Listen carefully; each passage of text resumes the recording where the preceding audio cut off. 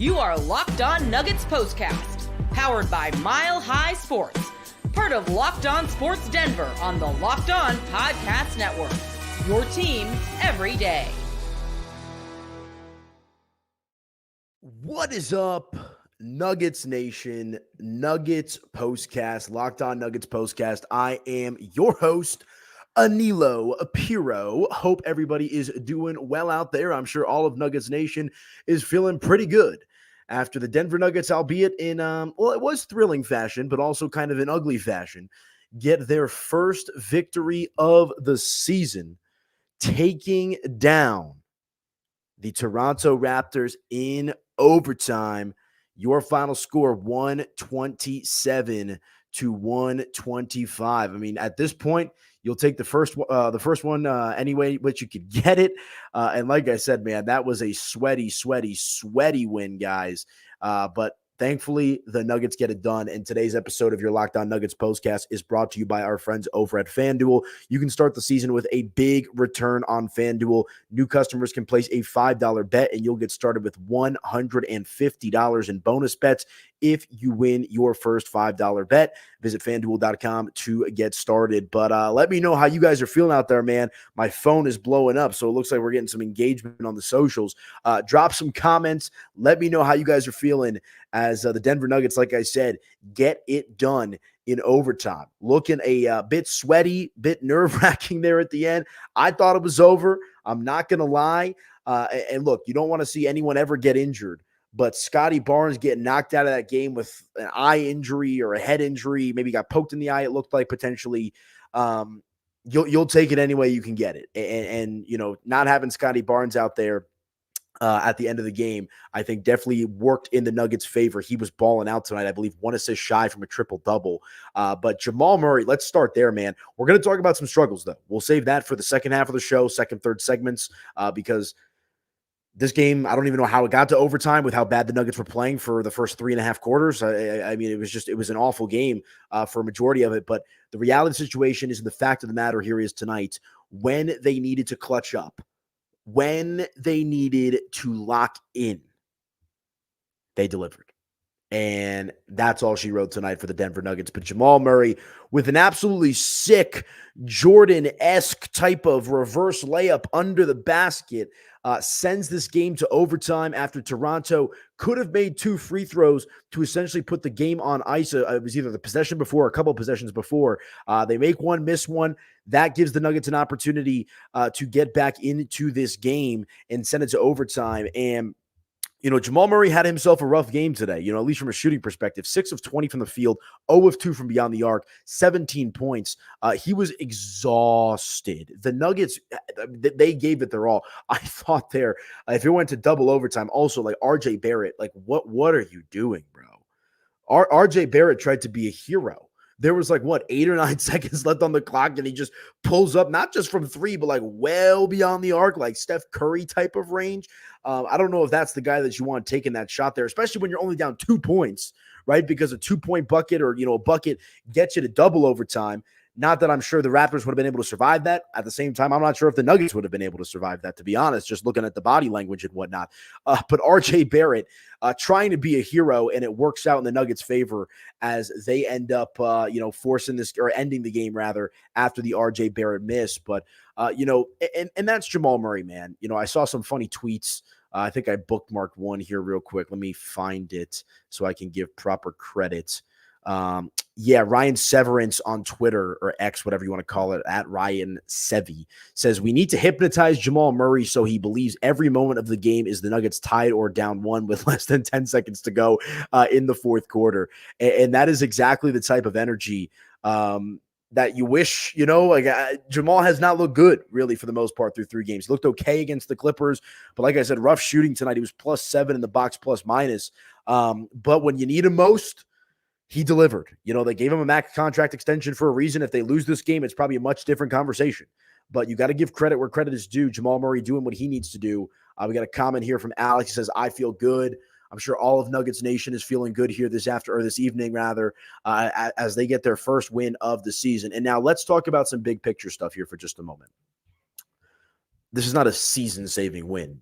maybe an early season saving win, because if you fall to 0-3, look, the Avalanche started 0-4, and now they're playing better hockey. Beat Ottawa last night. I'm not sure what the score is tonight against the Blackhawks, but they needed this one because, no Bruce Brown, a couple other players that were out tonight for the Raptors, RJ Barrett popping off.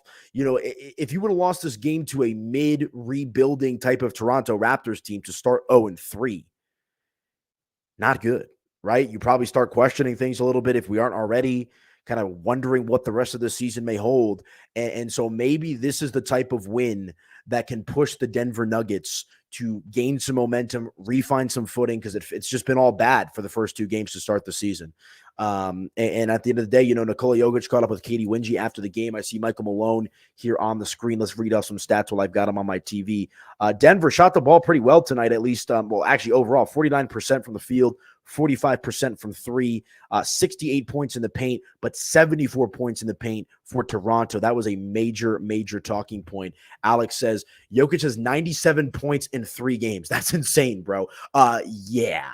That is the definition of insane. Nikola Jokic, that's the thing is, I was getting ready. I had it all typed out, Nuggets start the season 0-3. Time to panic is what I was going to have on the thumbnail. Thankfully, it was rewrite season. It was Control-Alt-Delete season, and we don't have to talk about that because it's so frustrating when you have Nikola Jokic balling out, playing as good as he ever has in MVP form. And you are in these close to contested games, should have beat the Clippers. 10 times out of 10, you beat the Clippers the last 2 years. If they would have lost this game, that would have been a great cloud over their head. But Nikola Jokic is balling out, man. And thankfully tonight, Jamal Murray does just enough to help bail this team out. Good clutch defense at the end of the game as well. We've got to talk about that. But again, is that a byproduct of Scotty Barnes not being in there? Because Scotty Barnes, let's pull up the stats here real quick for Mr. Barnes. Yeah, he popped off tonight. He was a -2 in the plus-minus, but nearly a triple-double for Scotty Barnes. 35 minutes played, 21 points, 5 steals, a block, 12 rebounds, and 9 assists. It was Norman Powell for the Clippers, and it was Scotty Barnes tonight for the Raptors, just absolutely eviscerating, cooking the Denver Nuggets throughout the course of the game. So they're going to have to figure out a way to clean some of this stuff up because, whether it's one guy popping off for the opposing team, whatever it might be, the Nuggets have to be better. But this is a victory show. I don't know why I'm being so negative, or I feel like I'm being negative, so I apologize. Because there's not yes, there's a lot to be positive about. They won the game, right? But the issues are still glaring. Like I said, this Raptors team, this isn't like the end of the year in March or April where you're kind of locked into your playoff position, right? You're going to be a top 5 seed, whatever it might be. They had a loss to the Bulls a couple of years ago, and I asked Malone about why they lost the game. I don't think he liked that question. But at the end of the day, man, this was a game the Nuggets had to have. There's no other way to slice it. The Nuggets had to have this game, and they got it done in clutch fashion, overtime victory, thanks to the 2-man game of Jamal Murray and Nikola Jokic, both of them doing what they needed to do tonight. And again, like I said, we'll talk about the bench and the struggles and all that good stuff. Every single Nugget starter, with the exception of Michael Porter Jr., played 40 minutes in this game. MPJ clocked in at 39, so not like he was far off. At least he was a little bit better from shooting tonight. Not great from Michael Porter Jr., but hopefully he was. Oh, actually, that's not true. Wait, no, it is true. The 40 minutes in the starters, but every starter was also a positive in the plus-minus, except for Michael Porter Jr., who was -10. But like I said, Jamal Murray tonight, 17 points, +8, 7 assists, 9 rebounds, a lot of physical rebounds from Jamal Murray, 5 for 5 from the free throw line, clutch, but only 6 for 20 from the field. So he was laboring out there as well. Looked like he may have gotten banged up a little bit in the middle of this game. So definitely something to keep an eye on here because Lord knows the Denver Nuggets need Jamal Murray. Without Jamal Murray, they're going to be absolutely cooked. But tonight, when the moment mattered, when the lights were brightest in his home country, Jamal Murray got it done. That's what matters. Saved the early portion of the season for the Denver Nuggets. Love to see it. So drop some comments, guys. Let me know how you guys are feeling about this win tonight. It's obviously a cause to celebrate a little bit. Maybe a little bit of a sigh of relief, rather, I should say, as Denver gets their first win of the season. Drop some comments. What was your biggest takeaway from the game tonight? What was the difference in the game tonight? What do you want to see Denver improve on? They tried to switch up the rotations a little bit. MPJ running with the starters, among some other things as well. Russell Westbrook not scoring the ball, but, hyper aggressive on defense, bringing some energy. Thought this was probably his best game in a Denver Nugget uniform through the first 3 games. I'm going to hit a quick break. We'll come back and talk about it. Drop some comments. Let me know how you guys are feeling as the Denver Nuggets In the win column, 127-125, your final score, an overtime victory, one that Denver had to have. Stick with me, folks. Drop some comments. We'll read them when we get back right here on your Locked On Nuggets postcast.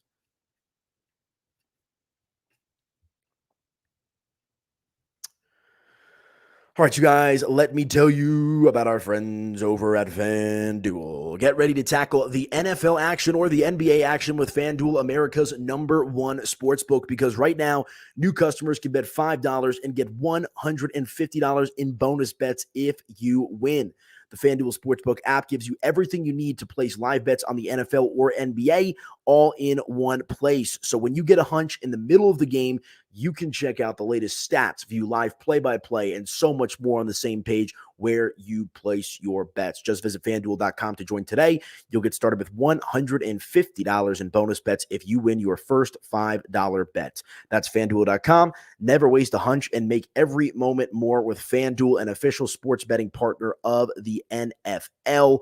I'm an active FanDuel user, guys. Big fan of FanDuel myself, although it was a rough day yesterday for me on the betting. But hey, the Broncos won, and if you bet the Nuggets live, I'm sure you could have got a good, nice price on the Nuggets in the fourth quarter, probably throughout the game. They were an 8.5-point favorite. If I'm going to be honest, I would not lay any points with the Nuggets right now. I bet them as a dog and fade them as a favorite, just to be completely honest with you. But you also probably saw the game went to overtime before everybody else if you were tracking the scores on your phone, because that FanDuel Sportsbook, they are on top of the score updates. I swear it's faster than TV. So be sure to check out our friends over at FanDuel, guys. Take advantage of that promotion and let them know that Locked On Nuggets sent you. Okay, welcome on back into your Locked On Nuggets postcast, and this is Puck Yeah, not F Yeah. Sorry, I feel like it's all cut off. I don't want people to think I'm wearing like a profanity on the shirt or anything like that. I got my Avalanche colors on watching that game after I'm done with this. But yeah, and I'm also kind of matching with the background, so that works. But the Nuggets, man, get it done. I'm your host, Aniello Piro. You guys can follow me on social media at Media by AP. Really appreciate you guys rocking with me tonight. Thankfully, it is a victory show instead of a loss show, because that would have been depressing. That would have been very sad, especially against the Denver Nuggets, or especially against the Toronto Raptors, rather. Let me also give a shout out to someone that you probably all know and love, Ryan Chartburn, aka Ryan Blackburn, aka Ryan Chartburn, the reverse jinx. I don't know if he did it for the first two games, but at least from what I've seen, he did it tonight for sure. 1-0 on the infamous Ryan Blackburn reverse jinx. So you love to see that. I'm not going to lie. Even after he tweeted out the reverse jinx, I was feeling pretty good.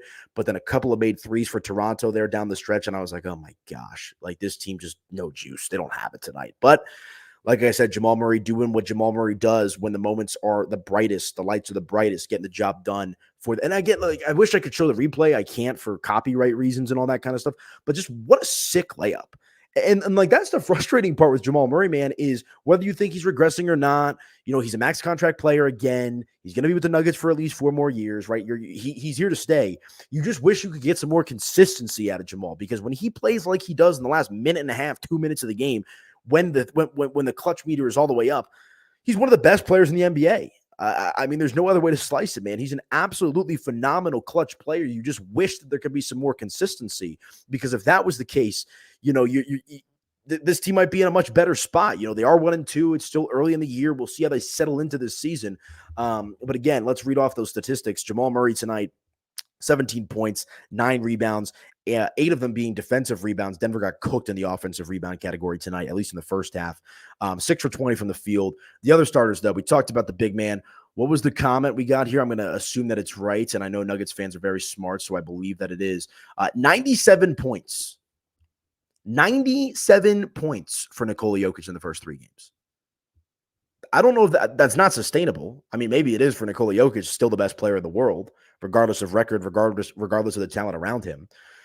But that speaks for itself. And he had himself another great game tonight, which you come to expect from him night in and night out. 40 points tonight for Nikola Jokic, plus 9, 10 rebounds, 7 of them defensive, 3 of them on offense, only 4 assists, which is a byproduct, which is weird because Denver shot nearly 50% from beyond the arc and from the field tonight. But that's, Jokic being aggressive. Michael Porter Jr., whatever, 13 points, 2 assists, 9 rebounds. So you like to see that from MPJ. Only 1 for 4 from 3, 6 of 12 from the field. So laborious effort from MPJ, but thankfully we don't have to grill him tonight. Let him kind of, and that's the thing is we know that he's a streaky shooter. Like I talked about it big time on after the Clippers game about like it's a problem, but I also have to kind of remind myself that like this is just who he is. He's going to look fan-freaking-tastic, and then he's going to look god-awful. So you kind of have to just hope that he can find some middle ground and establish some consistency. But Aaron Gordon tonight was solid, plus 11, 16 points, a block, 2 steals, 8 assists, 11 rebounds tonight for AG. And believe it or not, 2 for 2 from 3. That was clutch because Aaron Gordon is not exactly the definition of a sharpshooter from the field or from beyond the arc, but nice to see him convert his 2 3-point shots tonight. And Christian Braun continues to impress in the starting lineup, man. That is the one question that has gone in the Nuggets' favor. The one question that we had before the season was how would Christian Braun fit into the starting 5? And he's been great, man. You want to see him increase his 3-point percentage, 1 for 4 tonight. You need to see that go up, but he's still bringing that energy, an incredible slasher, crashing the boards, physical play, 17 points tonight for CB, 2 assists, 4 rebounds, as well as a steal and a block to go along with it. But like I said, Denver tonight, the shooting was not the issue. 47 for 96 from the field, 9 for 20 from beyond the arc, shot 80% from the charity stripe. So all things that you like to see. But I want to talk about something that Nikola Jokic had said. We got a couple comments here. Didn't play well, but a win is a win. Absolutely agree. Thank you for the comment, my friend. And again, for any of you guys that are listening the next morning, I mean, it's not that late. It's 8:45, but I know that a lot of you Nuggets fans out there listen to our Locked On Nuggets shows, whether it's the postcast, which is new this season, or the standard Nuggets show with my guys Ryan Blackburn, Swipe a Cam, and Matt Moore, a.k.a. Hardwood Paroxysm. Make sure to check me out, man. I'm going to be live on YouTube, Locked On Sports Denver YouTube channel after just about each and every Nuggets game throughout the course of the season. So if you want some of that instant Denver Nuggets reaction, and I value your guys' comments, man, if you want your voice heard, make sure to check me out each and every night when the Denver Nuggets play. Love when you guys comment and interact with me on the shows. But speaking of comments, Nikola Jokic, he had some interesting words. I don't know if you guys caught that after the game with Katie Wingy, but he talked about how, great teams figure out ways to win when they're not playing well. Like Jokic said that like 3 or 4 times, the part in particular about we did not play well. So Jokic is obviously very conscious of that. I mean, his body language on the bench, yelling at the guys, they get out to an early lead, bench comes in, boom, it's gone. It's like the South Park episode, and it's gone, right? When they try to invest the money in the stock market, it just disintegrates into thin air. So Jokic is very aware of Denver's struggles, right? He came out after the first game and said, we have 2 good shooters. Jamal and MPJ said they're not a good shooting team, which is true. And thankfully tonight it goes in their favor. And like I said, like 4 times already, Scotty Barnes in that game, I'm not so sure the Nuggets pull this one out, but thankfully that was not the case. But Jokic, he's never going to give you that player speak necessarily. He's when he wants to talk and he's not in a goofy mood, you're going to get some pretty raw and honest opinions from Nikola. I feel like Nikola is even more honest, most honest rather, when they lose. Like when they win, that's when he's kind of in that happy-go-lucky mood. But when they lose, I feel like that's when he kind of gives you he's a straight shooter with their issues and whatnot. And it's got to change. I see we got another comment here. We play the Nets tomorrow. Which adjustment should Malone make? I think there's a number of different adjustments. I think it's still a little too early to do anything firm. Like you saw tonight, Michael Porter Jr. staggering with the bench unit off the top there. I didn't hate that because you need at least one shooter out there. And Jamal, we know that, whether it's just him and his body at this point, but it's specifically early in the season, he seems to be, getting a little bit acclimated to the ebbs and the flows that is the NBA season. He was exhausted at the end of the game. So I think it's a combination of that. I also liked, let me pull it up here just so I can get my facts right. Malone went with a little bit of a different stagger, or not a stagger, but a different look with the bench unit, or just kind of some rotations in general. At one point throughout the game, you had Russell Westbrook, MPJ, and Aaron Gordon, along with Julian Strawther. I actually like that because you kind of have 2 similar players in Aaron Gordon and Russell Westbrook in the sense of like not shooters, but guys that can grab some rebounds and bring the energy, surrounded by 2 guys that when they're on, at least in MPJ's case, they can put a bucket after bucket after bucket, and Julian Strawther, who's certainly got the skill set that can translate to that as well. So I think I liked what they did with that lineup, but I also just think it's a combination of being a little bit patient, along with, and the reason I say patience is like you can't play Nikola Jokic every minute of every game. You can't play Jamal every minute of every game. This bench unit is going to have to figure out a way to contribute tonight or in general moving forward this season. I mean, 9-18, 19, 21, 24 points, if my quick math is correct there, for the bench unit tonight, which was better than the Clippers. I believe they put up 11 points collectively as a unit against the Clippers. But Julian Strawther was all right tonight, +1, 9 points, couple of rebounds, 2 for 2 from 3, which I think is the most encouraging thing. He played the most minutes of anyone off the bench, 22 tonight for Straw. Russell Westbrook, like I said, he was 0 for 1 from 3. It was a brick, but converted 3 of his 4 free throw attempts, 9 points tonight for Russ. That was great, or not great, but serviceable, I guess you could say. 4 rebounds. He's going to bring that energy, and 3 assists. The question marks really on the defense are Dario Saric, who was abysmal. Absolutely abysmal. I mean, that's looking like the backup center position for the Nuggets might be cursed. And I know Jay Huff is now popping off in Memphis. Was a two-way player. I think he just got a contract for the full season. And look, I saw some people kind of talking. I kind of was talking about it as well. Like, wow, like they had Jay Huff and like now he's balling out for Memphis. I think it was Matt Moore who brought it up. Like nobody saw this coming, right? But like it's funny because I think there's like a curse on the backup center position for the Denver Nuggets. But I think you just need to expect the bench to play better. Sarge tonight, -9, failed to score. I mean, really zeros across the board. 0 for 3 from the field, had a rebound and assist. That's it. 2 turnovers. So, for as many rebounds and assists as he had the same amount of turnovers tonight. And the other thing is when Peyton Watson's out there, man, I know he's still a young player. He was -7 tonight, had 6 points. You need Peyton, I almost said Peyton Strawther. That would be interesting. You need Peyton Watson to convert the transition layups, man, because we understand that the shooting, isn't always going to be there with P. Watt, but he has the length, he has some size. He needs maybe to get a little bit bigger, but he's got to be more physical around the rim. Maybe not even physical, like a little bit less erratic. Feels like Peyton Watson's just kind of like, whoa, like all over the place, sometimes when he's out there. But in particular, if there's one thing that we need to see from Peyton Watson, it's an ability to consistently convert those transition layups because he's going to get quite a few of those opportunities and it plays to his strength with his size. So, all right, let me hit my final break. We'll come back, put a bow on the show. If you guys got any other thoughts, let me know. Drop some comments. Denver getting their first victory of the season tonight, 127-125 over the Toronto Raptors. Good win, overtime win, clutch win for Denver, one that they had to have. So stick with me. Back in a couple minutes right here on your Locked On Nuggets postcast. Back in a few.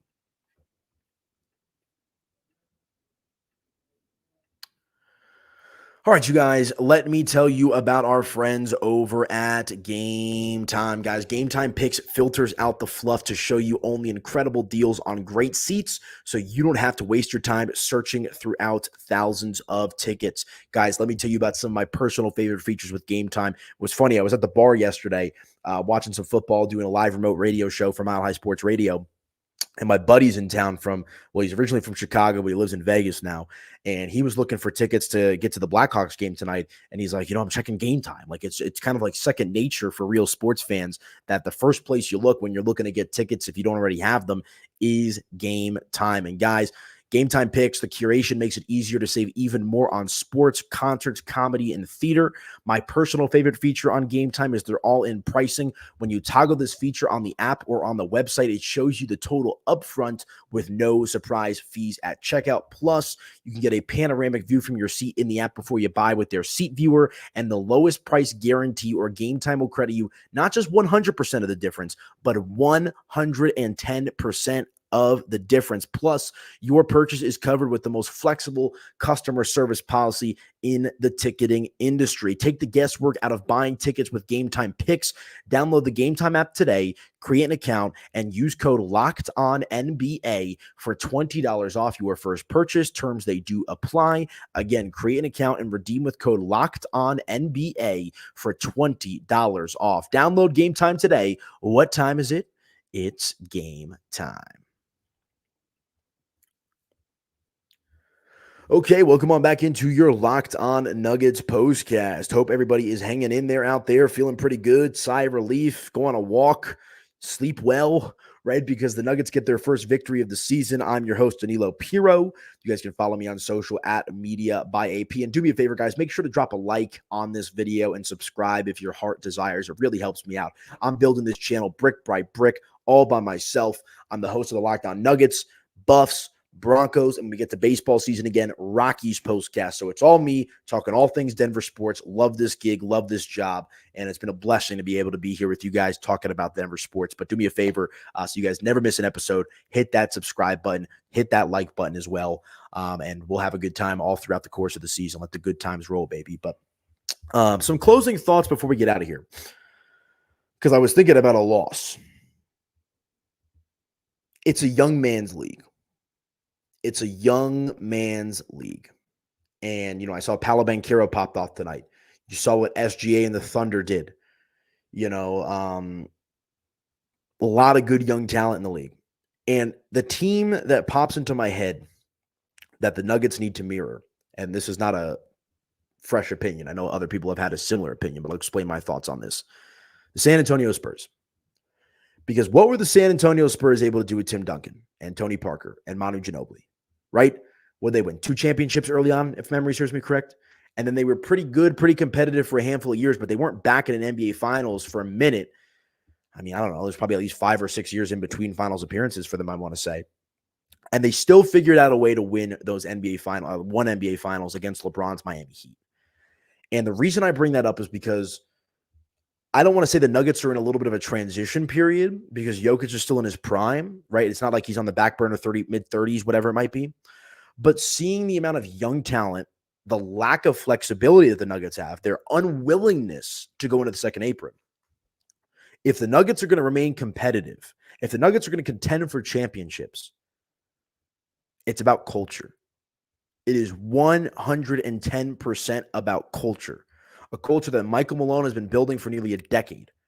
I hate the offseason that the Nuggets had. I think it is an absolute joke, malpractice, to not do everything in your power to surround Nikola Jokic, the best player in the world, the best player in Nuggets history, the best player that will ever be in Nuggets history, to not surround him with as much high-level talent, to not push the luxury tax, to me is a disservice. But the reality of the situation is you still have 3 max contract players. You got Aaron Gordon on a bit of a hometown discount.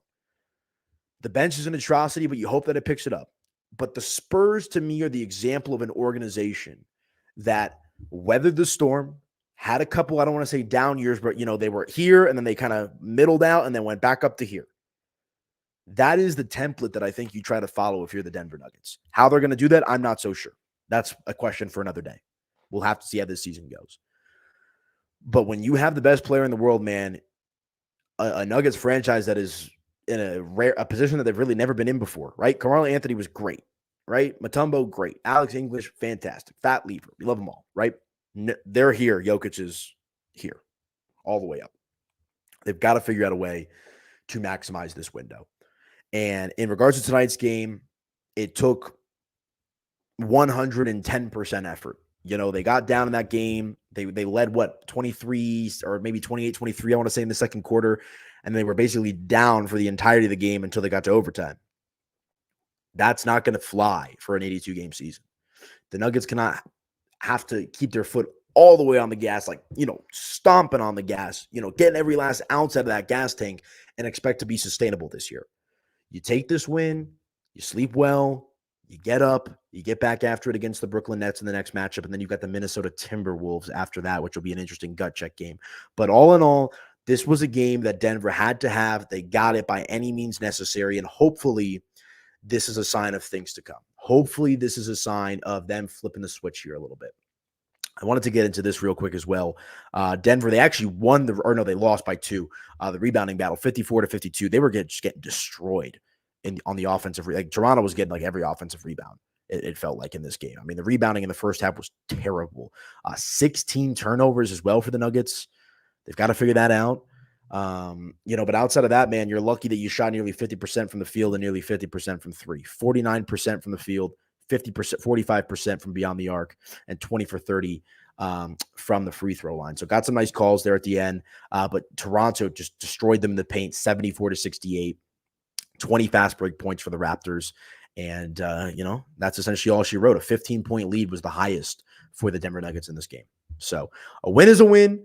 On to the next. We'll see what the next game holds here for the Denver Nuggets, who improve, or I shouldn't, well, yeah, improve to 1-2 rather. And they've got the Brooklyn Nets coming up now on, it's a back-to-back. Wow, I thought I was going to have tomorrow night off, but that's not the case. So make sure to subscribe so that we'll get right after it again as the Nuggets and the Nets, second night of a back-to-back. So that's something to monitor for sure now too. Used a lot of energy tonight. How are they going to respond? What are they going to do? How much energy are they going to have on the road in Brooklyn tomorrow? That's definitely going to be something to monitor. Then they'll get a couple of nights off on Wednesday and Thursday before coming back to play the Minnesota Timberwolves on ESPN, 7:30 p.m. tip on Friday night. Should be a good one. But all right, guys, that is going to do it for me tonight. Nuggets get their first dub of the season. Love to see it. Make sure to subscribe to that Locked On Sports Denver YouTube channel. That way you guys never miss an episode of your Locked On Nuggets postcast all throughout the year. Whether they win, whether they lose, I'll be here. We'll have a good time. And like I said, I'm the host, but you guys are the ones that help me drive the show. So always appreciate your comments, sharing the show on social media, and doing what you guys do out there in Nuggets Nation. So thank you guys so much. Hope you guys have a good night, a victory show. Denver gets their first victory of the season. Hopefully many more to come. But that's it for me, folks. Enjoy your night. Talk to you guys manana.